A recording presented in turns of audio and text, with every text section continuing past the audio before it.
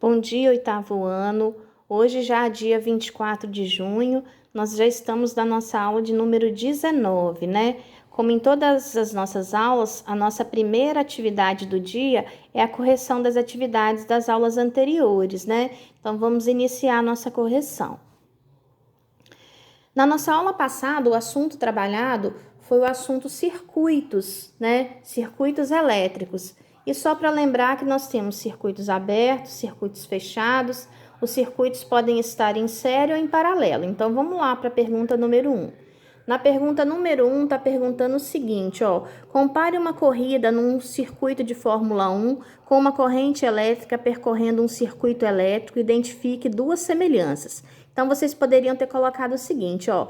Os dois circuitos são fechados, ou seja, o ponto de início coincide com o ponto de chegada e as velocidades dos elétrons também têm um valor, né, que é um valor médio, assim como nos carros lá da Fórmula 1. A mesma situação também ocorre com esses carros, né? As velocidades médias são semelhantes. Se é um circuito que permite, por exemplo, uma velocidade dos automóveis de mais ou menos 250, 260, né? 300 km por hora, os carros têm mais ou menos, né? São compatíveis com essa velocidade. E durante a movimentação das cargas de energia, a energia é perdida na forma de calor, né? E os automóveis também se aquecem e a gente percebe isso através do desgaste dos pneus dos automóveis e também do aquecimento dos motores. Na número 2, a pergunta era a seguinte: cada cômodo da sua casa pode ser considerado um circuito elétrico. Escolha um dos cômodos da sua casa e responda ao que se pede. Também era a resposta pessoal, vou só dar alguns exemplos. Quais aparelhos fazem parte desse circuito? Então, vamos imaginar, ó, se vocês estiverem fazendo essa análise do quarto de vocês, o que vai estar ligado lá na rede elétrica do quarto de vocês?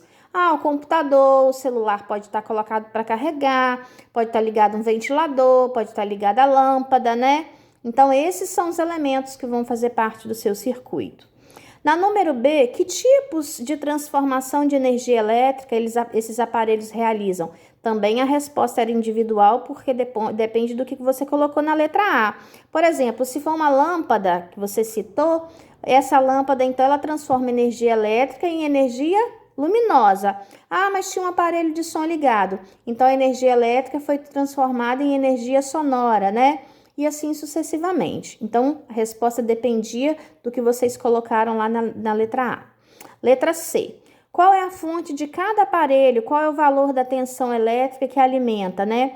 Aí, a rede elétrica, as baterias, né? Geralmente, cada cidade tem esse modelo. Aqui, por exemplo, né, a nossa rede elétrica, a maioria dos nossos aparelhos é de 110 volts. Mas se vocês forem em algumas outras cidades, a gente encontra a rede elétrica toda em 220, né?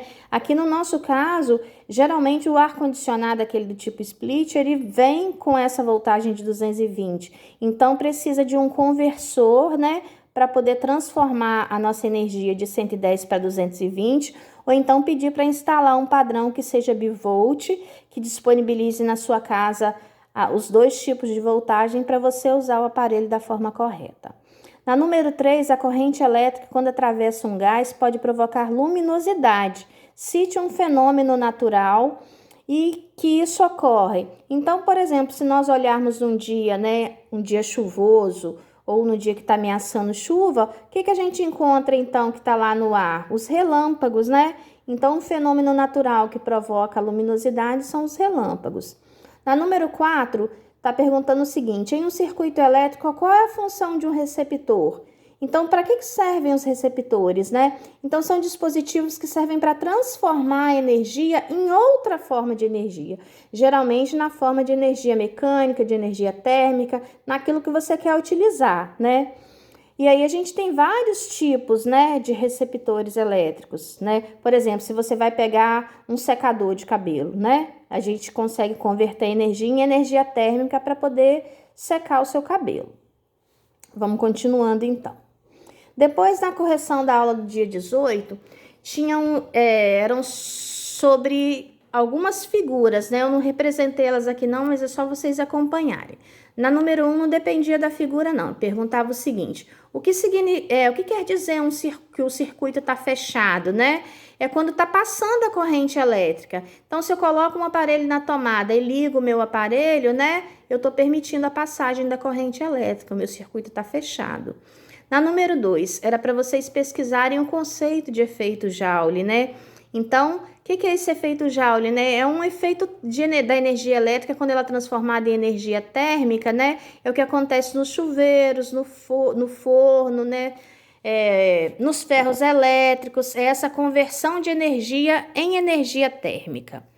A número 3, quando uma corrente elétrica passa por um fio, né?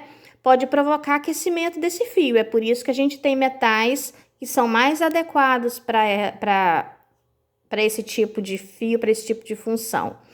Como se chama esse fenômeno? E está pedindo 2 exemplos de eletrodomésticos que funcionam baseados nesse princípio. Então, o aquecimento do fio, ele é causado exatamente pela passagem da corrente elétrica, e esse efeito desse aquecimento, dessa conversão em energia térmica, é que é o efeito Joule, né? E a gente já tinha citado aqui anteriormente exemplos do chuveiro, né, a lâmpada, quem tem torneiras, né, com aquecimento, aquecedores elétricos, todos eles o princípio é o mesmo.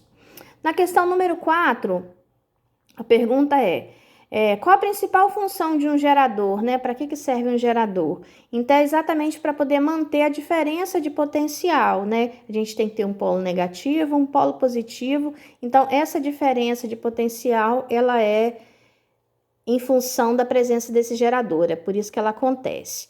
Depois, na número 5, que tipo de circuitos elétricos estão representados na figura? Eu não coloquei a figurinha aqui não, das lâmpadas, né? Mas no primeiro caso, tem uma lâmpada depois da outra, né? Então, nós chamamos de circuito em série. E no número B, tem uma lâmpada abaixo da outra. Pode ver que as ligações são separadas, né? E aí, nós chamamos de circuito em paralelo.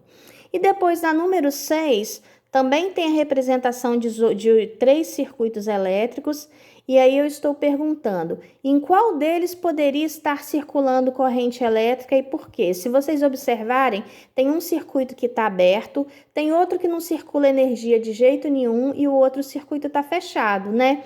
Então, no caso da letra A, a resposta é a letra B, onde o circuito está fechado. Pode ver que o lugar onde seria o lugar do interruptor está fechadinho, né? É como se fosse uma pulseira. Então, eu permito a passagem, né, da corrente elétrica através dele. Se a pulseira arrebentasse, o meu circuito estaria aberto. Na letra B, em qual deles não circula corrente elétrica? Se vocês observarem, né, na letra C, os fios estão todos no mesmo polo, no mesmo lugar. Então, se não tem diferença de potencial, como é que vai circular a corrente elétrica, né? Então, essa seria a resposta correta. Nas nossas aulas de hoje, né, nas aulas 20, número 21, também a gente está terminando o assunto de eletricidade, né? Pelo menos virtualmente. Presencialmente, a gente vai voltar a discutir o assunto e tirar as dúvidas necessárias. Mas para a aula de hoje, o assunto é os cuidados que a gente precisa ter com as instalações elétricas, né? E em relação à questão do gasto de energia elétrica e a economia que nós podemos fazer através da nossa mudança de comportamento. Então, qualquer dúvida é só me acionar aqui pelo grupo, que eu vou estar aqui para respondê-los, né? Vamos ao trabalho e um bom dia.